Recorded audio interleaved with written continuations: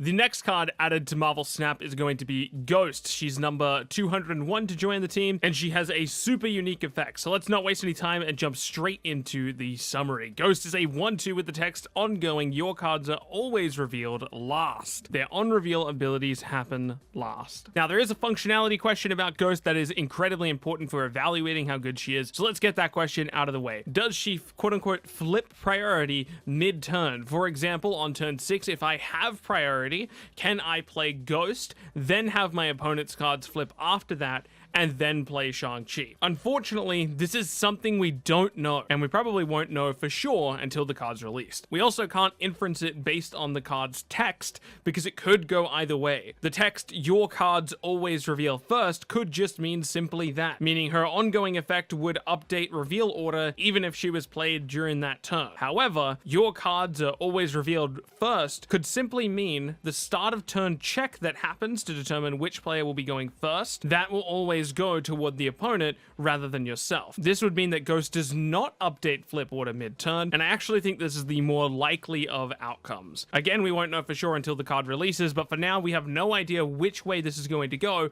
and evaluating the card is very dependent on which way this works. For the sake of this video, I'm going to assume that Ghost does not update the reveal order mid-turn, meaning that you'll need Ghost in play already for her effect to take place. Technically, her effect is still happening, but I'm interpreting her effect to mean when the start of turn check to see who goes first happens, Ghost will correct whatever the outcome of that check is and make it so that your opponent will be going first. Okay, with all of that out of the way, let's talk about some immediate synergies for Ghost. First of all of the tech cards are very much improved by having Ghost in the team. We have Enchantress, we have Shang-Chi, we have Valkyrie. All of these cards, heck, even Shadow King, all of these cards are improved by having Ghost in play. Now, that's not to say all tech cards are improved by having Ghost on your team. For example, a card like Arrow is actually a little bit hurt by having Ghost on your team. We'll talk a bit about Arrow in a second here. Ghost is also a 1-cost card and a 2-power card, so it's worth keeping in mind for potential Cerebro or Kazar stuff. But for the most part, Ghost's home is likely some tech card stuff. Moving on to ways to counter Ghost. Countering Ghost is actually fairly simple. She's an ongoing card, so cards like Rogue and Enchantress directly target her. But not only that, decks that want priority will only be quote-unquote buffed by Ghost. So for example, Arrow is a really good response to whatever the opponent's going to be doing with Ghost. Let's say your opponent's running Ghost and they plan to Shang-Chi or Valkyrie on turn 6. You playing Arrow, they've already given you priority, so you're going to choose where that on-reveal happens, which means you're going to be dodging whatever effect happens there. Magneto is also a fantastic response to whatever's happening with after Ghost. Usually Magneto is going to be able to move around some cards and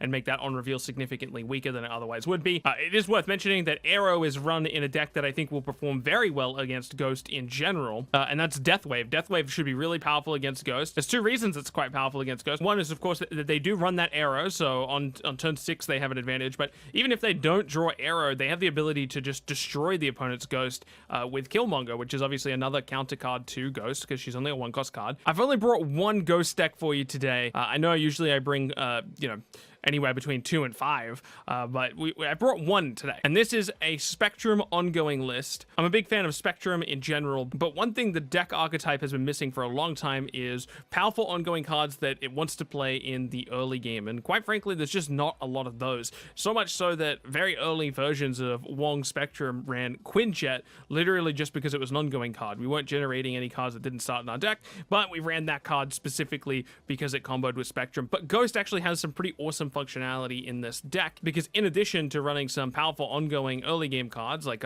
Ghost, Ant-Man, Invisible Woman, Colossus, and Lizard, we also run Luke Cage because he is also an ongoing effect. And at that point, because we're running Luke Cage and Lizard, and we're running this Wong Odin stuff, we might as well run Hazmat as well. One of the struggles that Hazmat decks have right now is that they don't want priority. They want the opponent to have priority going into the final turn, so they usually have to overcome quite a bit of power to make up for the fact that they don't have priority. So they usually have to have this super elaborate combo to be able to win matches, and it's pretty inconsistent as is. But with this package, it might be something that ends up working out. We already run a lot of the overlapping synergies that Hazmat wants to have, and between Ghost and Invisible Woman, we're going to be able to Hazmat after the opponent flips their cards quite frequently. It's a nice home for Ghost because she happens to synergize with both the Hazmat and the Spectrum, and this is probably the first spot that I'm going to try Ghost in. Personally, I'm not intending to spend the tokens on Ghost, but if I'm lucky enough to pull Ghost for whatever reason, I'll be using it in this package, at least at first. Obviously, every deck I show in these types of videos is always a starting point,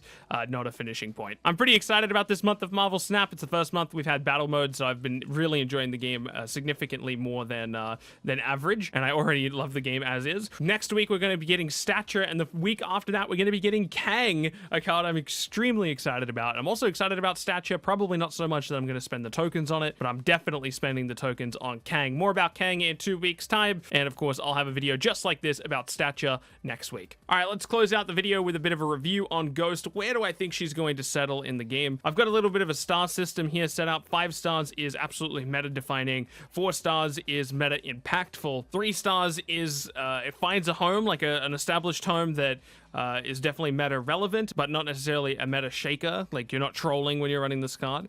2 stars is kind of rogue niche archetype, and 1 stars is relatively out of the meta. So where do I think Ghost falls on this spectrum? I think Ghost is going to be a 2-star card. I think she's relatively niche. I don't see a particularly strong home for her, and as a result, I don't see her having a huge impact on the meta. I think at best, maybe Death Wave strategies lean away from Arrow and instead run Valkyrie. And at that point, we're doing a lot to include Valkyrie when Arrow is already strong, so why not just run the current Arrow package? Maybe in a world where Arrow got nerfed, this would change. But for now, I don't see a big enough upside of running Ghost over other options in meta-dominant decks. With that said, if I am incorrect about the interpretation of the card, and she does, in fact, flip priority mid-turn, my valuation of the card dramatically changes. She might even be like a 4-star card in that case. All right, well, I want to thank you so much for watching this video. Keep being awesome, and I'll catch you in the next one.